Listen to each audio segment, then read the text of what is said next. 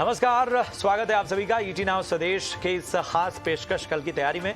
मैं हूं आपके साथ प्रशांत पांडे। इस खास पेशकश में जो दर्शक हमारे साथ अभी जुड़े हैं उनकी जानकारी के लिए बता दें कि इस शो में हम देते हैं आज के बाजार का पूरा ब्यौरा, साथ ही करवाते हैं कल के बाजार की तैयारी। मार्केट के दिग्गज एक्सपर्ट्स हमारे साथ होते हैं, दर्शकों के सवालों का एक बड़ा हिस्सा हम लेते हैं जिन पर एक्सपर्ट्स भरोसेमंद सलाह देते हैं। लेकिन आज के शो में क्या होगा खास, जरा फटाफट से उस पर एक निगाह डाल लेते हैं। तो आज के शो में हम बात करेंगे कि आखिर बाजार में फिर गिरावट हावी रही, लेकिन कहां से सपोर्ट मिला, कैसे रहेंगे HCL टेक के नतीजे और कल के लिए दमदार ट्रेडिंग आइडियाज हमेशा की तरह।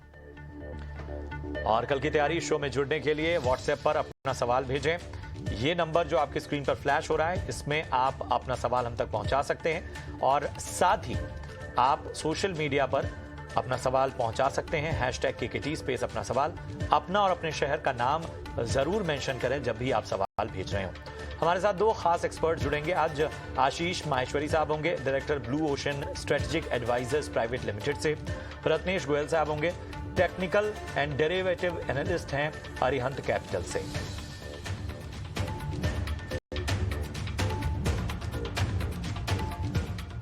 तो सबसे पहले बाजार की बात है। दिन भर के उतार चढ़ाव के बाद बाजार आज हल्की गिरावट पर बंद हुए। लगातार दूसरे कारोबारी दिन निफ्टी और सेंसेक्स गिरकर बंद हुए। निफ्टी 17,900 के नीचे फिसल कर बंद हुआ। हालांकि निफ्टी बैंक में दिन के निचले स्तरों से अच्छी रिकवरी नजर आई और 218 अंकों की तेजी के साथ बंद हुआ। मेटल और सरकारी बैंकों से बाजार को अच्छा सपोर्ट मिला।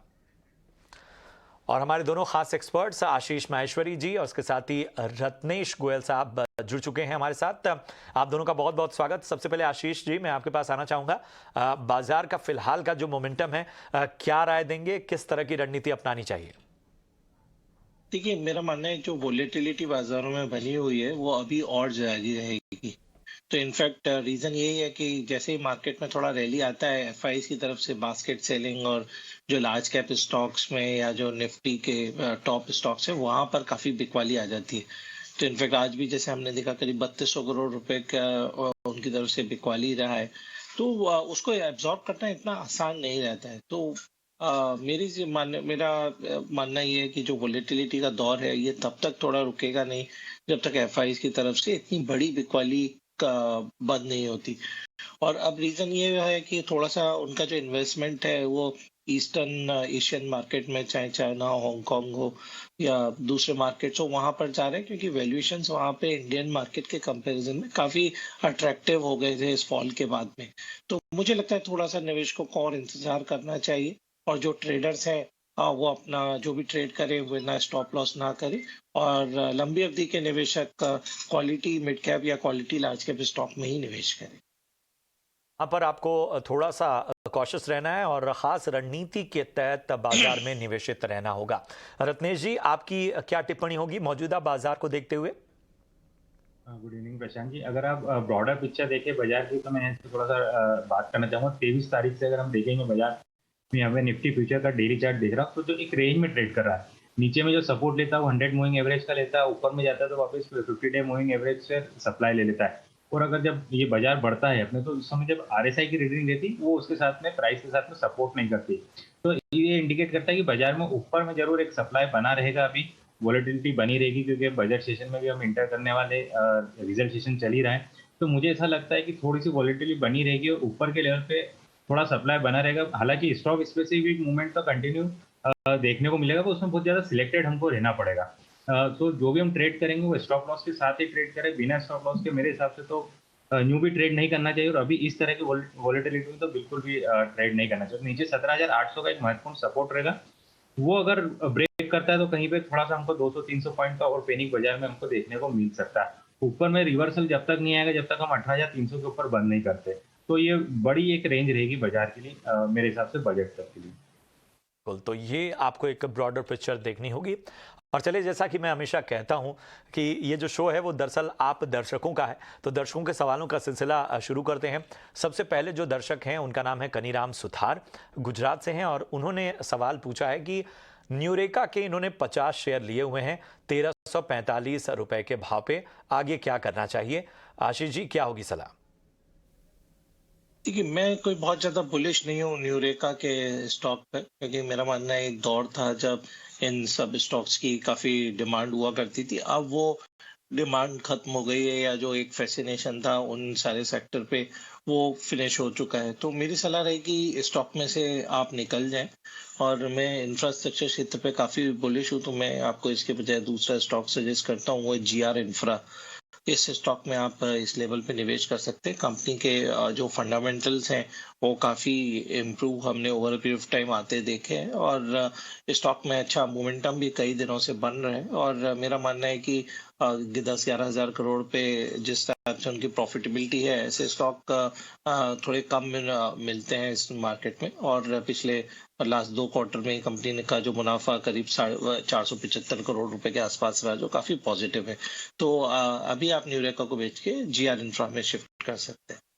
बिल्कुल, तो ये आपको यहाँ पर निकल के और जीआर इंफ्रा में निवेश होने की सलाह दी जा रही है। बढ़ते हैं आगे, पंकज हैं और पंकज ने जो सवाल पूछा है वो ये है कि बलरामपुर चीनी के उन्होंने 40 शेयर लिए हैं 350 के भाव पे। लॉन्ग टर्म के लिए क्या नज़रिया होना चाहिए, होल्ड करें या फिर सेल करें? रत्नेश जी, क्या होगी इनको सलाह? शुगर सेक्टर में देखें तो एक अच्छा मोमेंटम बना हुआ रहता है, थोड़ा सा कंसोलिडेशन करता है, फिर तेजी आती है। अगर पर्टिकुलर बलरामपुर चीनी की बात करें तो एक ही थोड़ा सा अभी अंडर परफॉर्म कर रहा है कंपेरेटिव दूसरे सेक्टर जैसे पोनी रेट देखे या उगर शुगर देखे, उत्तम शुगर देखे। एक ही रीजन हो सकता है कि एफएनडो में भी ट्रेड करता है, इस कारण से भी एक रीजन हो सकता है। तो मेरे हिसाब से बलरामपुर चीनी में अभी तो बने रह सकते हैं, शुगर सेक्टर अच्छा परफॉर्म कर रहा है। इसमें स्टॉप लॉस लगाने की सलाह दूंगा मैं, इसमें 340 रुपए का स्टॉप लॉस लगा। अगर इनका थोड़ा सा लंबा नजरिया है, और ऊपर में एक जो इसको सप्लाई आ रहा है वो 410 का आ रहा है। 410 के ऊपर ये बंद देने के बाद में इसमें एक अच्छी तेजी हमको 450 रुपए तक के लिए देखने को मिल सकती है। तो इमीडिएट टारगेट 410 का है, उसके बाद में 450 का। बिल्कुल बिल्कुल, तो यहाँ पर आपको ख़ास रणनीति बनाने की सलाह मिल रही है। बढ़ते हैं आगे, सुनील कुमार हैं गाजियाबाद से। आईटीसी के 2500 शेयर इन्होंने ले रखे हैं 200 के भाव पे, लंबे समय तक होल्ड कर सकते हैं, ऐसा उनका कहना है। आशीष जी, क्या होगी इनको एडवाइस?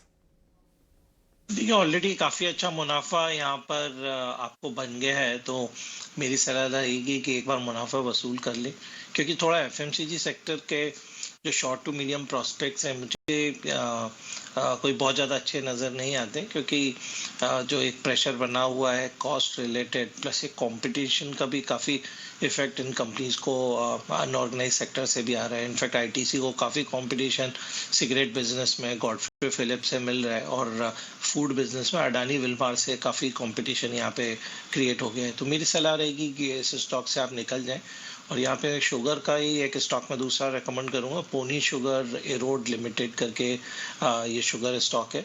कम स्टॉक ने ऑलमोस्ट आज अपना 52 वीक हाई टच किया है, और बहुत फंडामेंटली साउंड कंपनी है।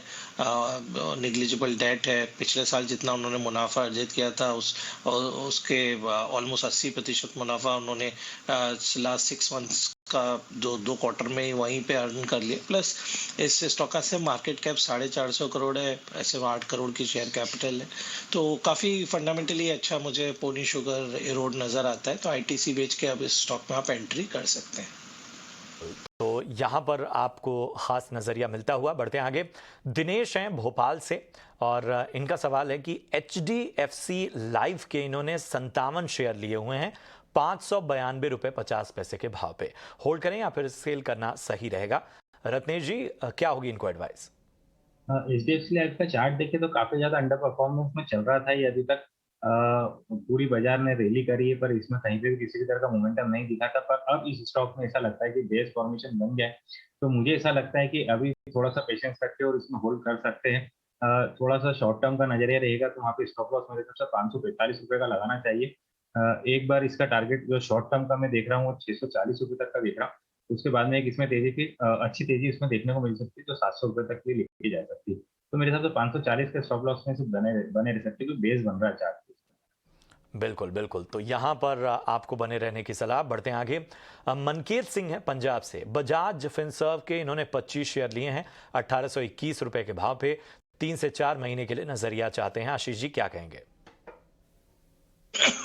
मैं थोड़ा बेयरिश हूँ बजाज फिनसर्व के स्टॉक को लेके, और हमने एक बड़ा रनअप भी स्टॉक में 1000 रुपए से बढ़ के 1800 तक आता हुआ देखा, और उसके बाद से जब से एफआईज की सेलिंग यहाँ पे इस स्टॉक में चल रही है, तब से इस स्टॉक में हमने कंटिन्यूस गिरावट देखी है, क्योंकि एफआईज की जो हिस्सेदारी है वो आपने इनफेक्ट हर क्वार्टर में पिछले एक साल आपने पिछले 2-3 क्वार्टर से वो कम कर रहे हैं।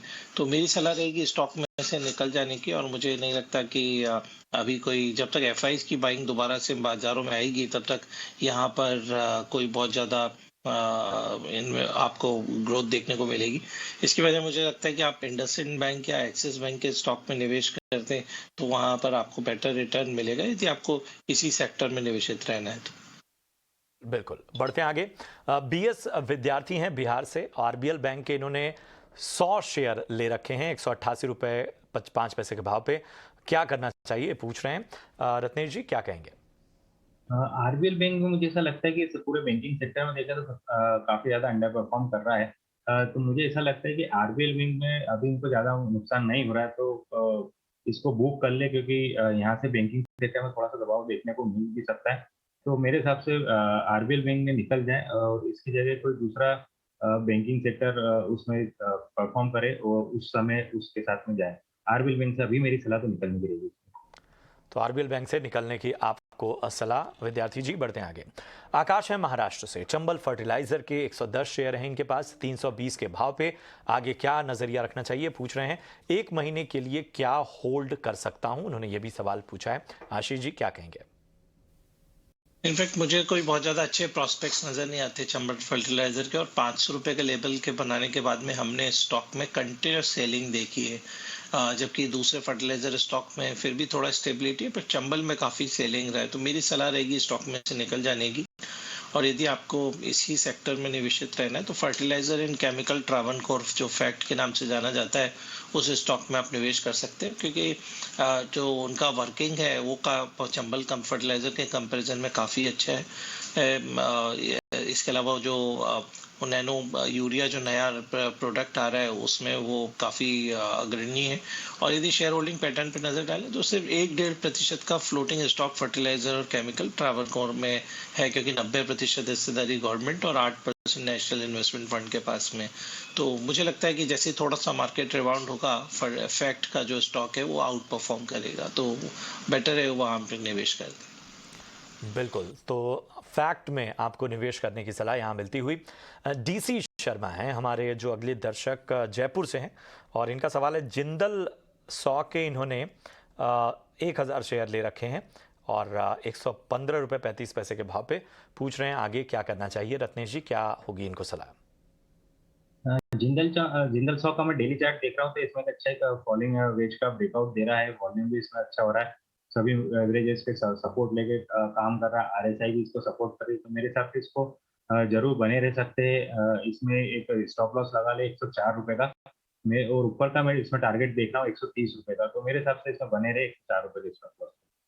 तो इसमें बने रहने की सलाह आपको सुहास गोड बोले हैं अगले हमारे दर्शक, कर्नाटक से इन्होंने अपना सवाल पूछा है। ग्रीन प्लाई के इन्होंने 50 शेयर लिए हैं 365 के भाव पे। लॉन्ग टर्म के लिए नजरिया चाहते हैं। आशीष जी क्या कहेंगे? जी, क्या रेट पे इन्होंने परचेज किया है? 365 के भाव पे। ओह, क्योंकि स्टॉक 362 से गिर के अभी 145 पर आ गया है, तो ये बड़ा सरप्राइजिंग है। और क्योंकि एक साल में ही मैं देख रहा हूँ तो 140 और 290 के 230 के आसपास ये स्टॉक हमेशा मूव करता रहा है। तो स्टॉक अपने ऑलमोस्ट 52 वीक लो के पास ट्रेड कर रहा है। तो अभी मेरा इस स्टॉक पे व्यू कोई बहुत ज्यादा पॉजिटिव नजर नहीं आता है, क्योंकि आप देख रहे होंगे कि लैमिनेट्स, प्लाई, इन सारे स्टॉक्स में थोड़ा थोड़ा प्रेशर देखने को मिल रहा है, जबकि इन सारी कंपनीज ने काफी सारा अपना जो बिजनेस है वो एक्सपेंड किया है over a period of time पे। तो फिर भी इस स्पेस में यदि रहना है तो मेरा सलाह रहेगी ग्रीन पैनल इंडस्ट्रीज जो 325 रुपए के आसपास है, उसमें मुझे थोड़ा सा प्रोस्पेक्ट ज्यादा अच्छे नजर आते हैं compare to green ply industries के। तो ग्रीन पैनल इंडस्ट्रीज में निवेश आप कर सकते हैं। इन पैनल इंडस्ट्री में आपको निवेश करने की सलाह। बढ़ते हैं आगे। प्रिया देशमुख हैं हमारी अगली दर्शक, जो कि माफ कीजिएगा प्रभाकर हैं, सॉरी। चलिए हम प्रिया का सवाल पहले ले लेते हैं। प्रिया देशमुख जो हैं मुंबई से हैं और इनका सवाल है कोचीन शिपयार्ड के इन्होंने 10 शेयर लिए हुए हैं 656 रुपये 83 पैसे के भाव पे। आगे क्या नजरिया रखना चाहिए ये पूछ रही हैं। क्या होगी सलाह इनको रत्नेश जी? कोचीन शिपयार्ड का चार्ट देखो थोड़ा सा इसमें डाउन ट्रेंड चालू हो गया। उनकी खरीदी भी काफी मतलब हाई के आसपास की है। एक थोड़ा सा इसमें भी इनको पेशेंस काफी रखना पड़ेगा, या तो इसमें निकल जाए वो ज्यादा बेटर रहेगा, क्योंकि मुझे ऐसा लगता है कि अभी थोड़ा सा इसका पेन और बाकी जो कि 420 और 410 रुपए तक के लिए लेके आ सकता है। अगर ये वो स्टॉप लॉस रख सकते तो वो रखे, अन्यथा इसमें से निकल जाए तो ज्यादा बेटर रहेगा।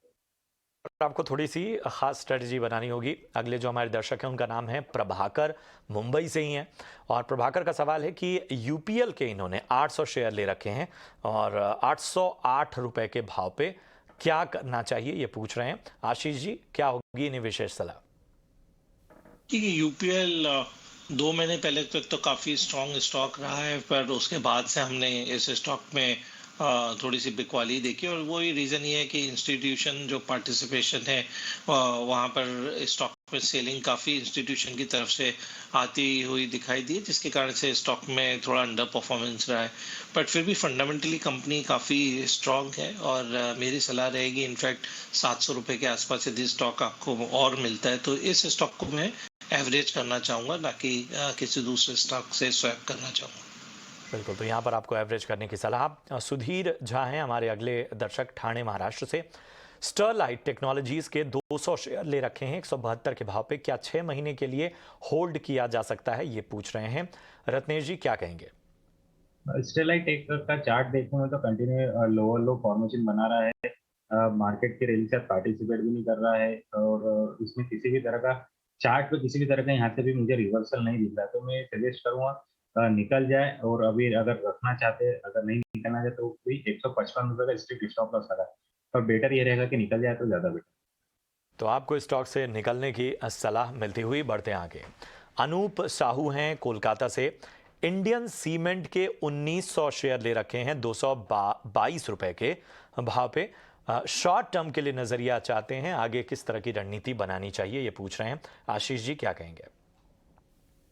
ये शॉर्ट टर्म के लिए तो इनफैक्ट 5-7 रुपए नीचे है उनकी परचेजेस से, तो मेरी सलाह रहेगी कि लॉस बुक ना करें। सीमेंट स्टॉक्स में rally once in a week तो इनफैक्ट बिल्कुल मिलती ही रहती है, और इंडिया सीमेंट एक अच्छा परफॉर्मर स्टॉक रहा है over a period of time भी, तो मेरी स्टॉक में बने रहने की सलाह रहेगी। बिल्कुल। और हम ग्रीन पैनल की शायद आशीष जी बात कर रहे थे। एक सवाल है, देव सिंह हैं पंजाब से, और आशीष जी मैं आपसे ही चाहता हूं इसका जवाब कि 29 शेयर इन्होंने लिए हैं 369 के भाव पे, क्या नजरिया होना चाहिए? बिल्कुल आप स्टॉक में बने रहिए। यदि मैं आपको फंडामेंटल्स पे इसका बारे में बात करूं तो ऑलमोस्ट जो लास्ट ईयर उनका मुनाफा था करीब 240 करोड़ का कंपनी का मुनाफा था। इनफैक्ट लास्ट 2 क्वार्टर में ही 140 करोड़ वो ऑलरेडी अर्न कर चुके हैं। तो मेरा मानना है इस साल कम से कम 300 करोड़ रुपए का प्रॉफिट इस कंपनी का रहने वाला है, और काफ़ी कम डेट है कंपेयर टू पीयर सेट, तो मुझे इसलिए स्टॉक पसंद है।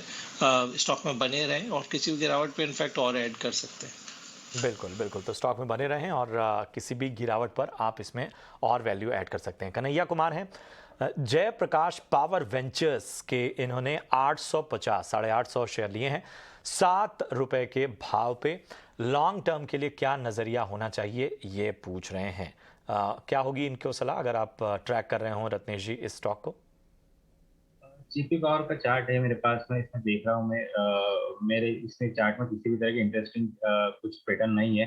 हालांकि इसमें इसमें जरूर बीच में 1 दिसंबर से थोड़ी सी रैली आई थी, स्टॉक वहां से डबल भी हो गया था, पर मेरे हिसाब से इसमें निकल जाए ज़्यादा बेटर रहेगा, क्योंकि चार्ट में किसी भी तरह का रिवर्सल नहीं है। तो मेरे हिसाब से निकलने की सलाह रहेगी। बिल्कुल बिल्कुल। अब ज़रा कुछ और चर्चा कर लेते हैं इस बीच। आशीष जी, इस दौर में जो है हम जान रहे हैं कि मार्केट में थोड़ा कॉशियस रहने की ज़रूरत है, फिर भी आप कौन से ऐसे सेक्टर्स हैं जहां पर आप देख रहे हैं कि एक कंसिस्टेंसी नज़र आ सकती है, जहां निवेशित रहना जो है वो बेहतर मौके, भले ही फ़िलहाल हम थोड़ा पेशेंस चेक कर लें, लेकिन आगे थोड़ा और बेहतर मौका बन सकता है? जी, तो मेरा मानना है पावर एक ऐसा सेक्टर रहेगा, और पावर एंसिलरीज जो कंपनियां हैं वो काफ़ी अच्छा परफॉर्म करती रहेंगी। यदि हमने देखें पिछले कुछ महीनों में तो एबीबी, सीमेंस, कमिंस इन सारी कंपनीज ने काफ़ी अच्छा परफॉर्म किया। और ऐसा ही मेरा मानना है कि जो स्टील एज ऐसा सेक्टर है जहाँ पर आपको आगे जाके काफ़ी आउट परफॉर्मेंस मिल सकता है, क्योंकि कंपनीज ने अपना डेट काफ़ी कम किया है और थोड़ा सा जो डोमेस्टिक प्राइसेस 3-4 महीने के लोस पे चले गए थे वो अब थोड़ा सा फर्म अप होना शुरू हो गए हैं, क्योंकि इंडस्ट्रियल डिमांड बढ़ रहा है, एक्सपोर्ट्स बढ़ रहा है। तो मेरा मानना रहेगा कि स्टील और पावर इंसुलरी एक सेफ सेक्टर है निवेश के लिए। बिल्कुल, तो यहाँ पर निवेश के मौके बन सकते हैं। और चलिए अब इस चर्चा को यहाँ रोकते हैं और कल बाजार के लिए क्या अहम ट्रिगर्स हैं जान लेते हैं अपनी सहयोगी वामाक्षी से। जी बिल्कुल, शुरुआत करते हैं हम कुछ ग्लोबल क्यूज़ के साथ। हमारी नज़र होगी कुछ सीपीआई आंकड़ों पर। भारत, यूएस और चाइना ये तीनों ही देश अपने सीपीआई के नंबर पेश करेंगे।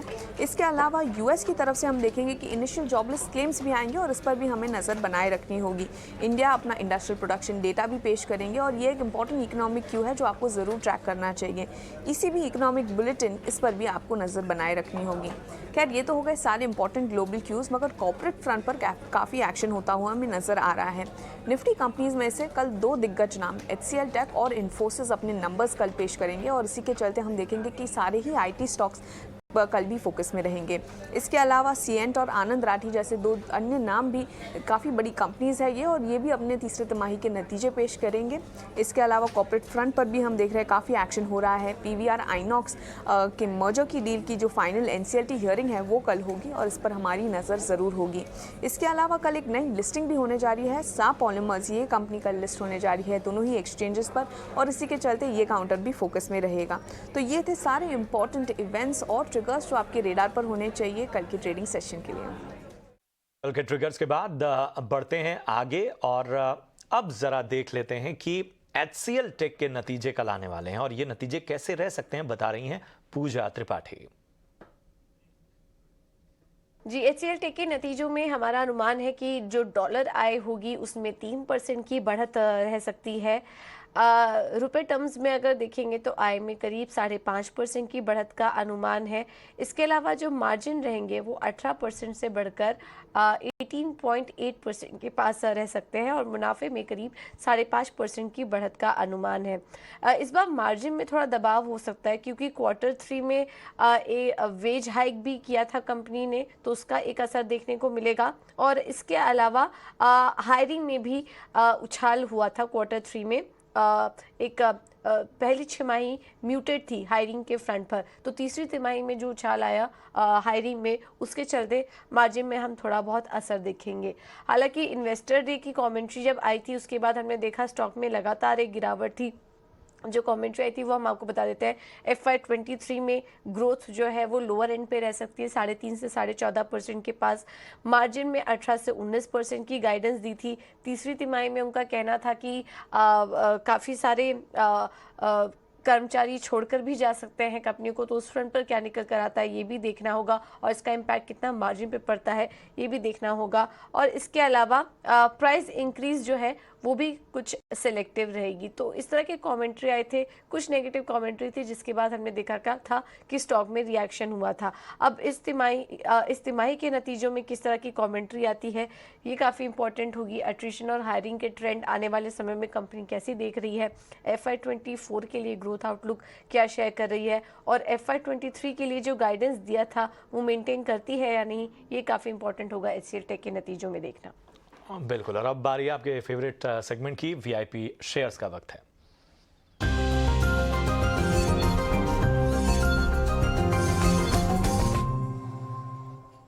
तो सबसे पहले रत्नेश जी, मैं आपका रुख करूंगा, बताएं आज आपकी VIP पिक कौन सी है? मैं टाटा कम्युनिकेशन का साथ जाना चाहूंगा। टाटा कम्युनिकेशन का चार्ट देखिए काफी अच्छा, इसका राउंडिंग फॉर्मेशन का ब्रेकआउट दिया है। आज के सत्र में एक अच्छा वॉल्यूम भी देखने को मिला है हमको, और ये बाजार के अगर दूसरे सेक्टर को देखें इससे कंपेरिजन, तो इसमें थोड़ा सा इसका अब आउट परफॉर्मेंस चालू होता हुआ दिख रहा है। तो मुझे ऐसा लगता है कि टाटा कम्युनिकेशन के साथ जाना चाहिए, जिसमें स्टॉप लॉस मेरा 1395 का रहेगा और 1445 का एक पहला शॉर्ट टर्म में टारगेट में इसका देख रहा हूँ। बिल्कुल, तो ये थी रत्नेश जी की VIP पिक। और चलिए अब आशीष जी आपका रुख करते हैं, आप बताएं आपकी चॉइसेस क्या है? जैसा मैं कह रहा था कि पावर एंसिलरी बिजनेस को लेकर काफी बुलिश हूँ, तो मेरा पहला पिक रहेगा CG power and industrial solution limited. ₹300 के पास ये स्टॉक है, ऐसे स्टॉक को बाय करने की सलाह है और 12 महीने का लक्ष्य ₹400 का रहेगा।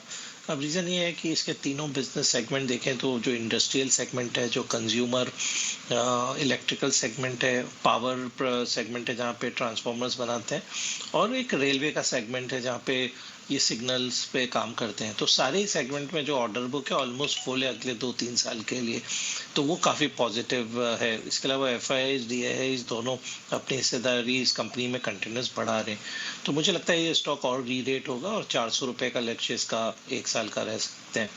दूसरा स्टॉक जो मुझे पसंद है वो स्टील क्षेत्र की company Jindal steel and power है। मेरा मानना है जो उनके नंबर्स आ रहे हैं पिछले कुछ क्वार्टर्स में, तो वो काफ़ी एनकरेजिंग नंबर्स हैं, और जो उनका नेट डेट रह गया सिर्फ 7,000 करोड़ का है, जो मुझे लगता है कि 1 साल के उनके प्रॉफिटेबिलिटी के बराबर डेट रह गए।